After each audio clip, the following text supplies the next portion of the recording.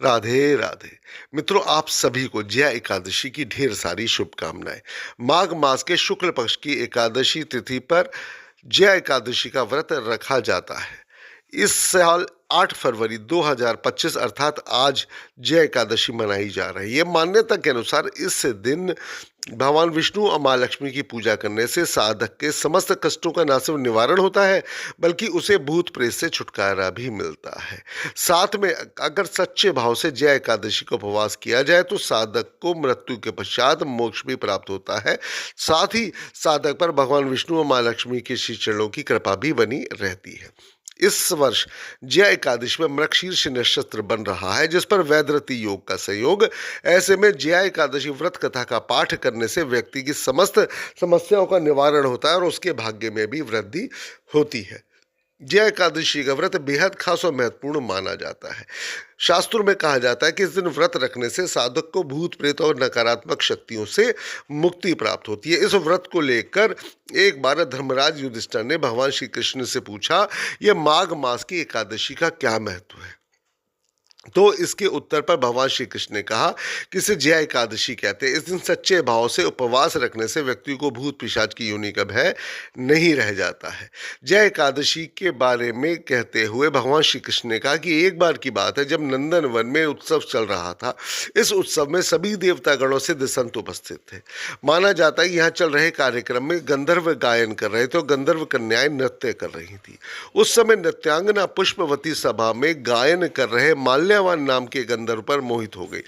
इसके बाद वह अपने प्रबल आकर्षण के कारण सभा की सभी मर्यादाओं को भूलकर नृत्य करने लगी। इस तरह से नृत्य कर रही थी कि माल्यवान भी उसकी ओर आकर्षित हो जाए। फिर माल्यवान भी उसकी ओर आकर्षित होते हुए अपनी शुद्ध बुद्ध खो बैठा और वह अपनी गायन की मर्यादा से भटक गई।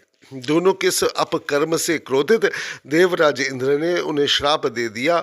माना जाता है वह श्राप था कि वह दोनों ही स्वर्ग से वंचित हो जाए। इतना ही नहीं, पृथ्वी पर अति नीच पिशाच योनि को प्राप्त हो।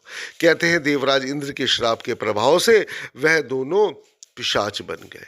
फिर एक दिन वह दोनों बहुत परेशान हो गए, इतना परेशान हो गए बोले कि जिस दिन उन्होंने मात्र सिर्फ फलाहार का सेवन किया उसी दिन रात्रि को ठंड के कारण उन दोनों पिशाचों की मृत्यु हो गई। ऐसा माना जाता है कि उस दिन संयोग से माघ पक्ष की शुक्ल पक्ष की एकादशी थी, अर्थात माघ मास के शुक्ल पक्ष की एकादशी होने के कारण जाने अनजाने में जया एकादशी का व्रत होने पर उन दोनों को पिशाच योनि से मुक्ति प्राप्त हो गई।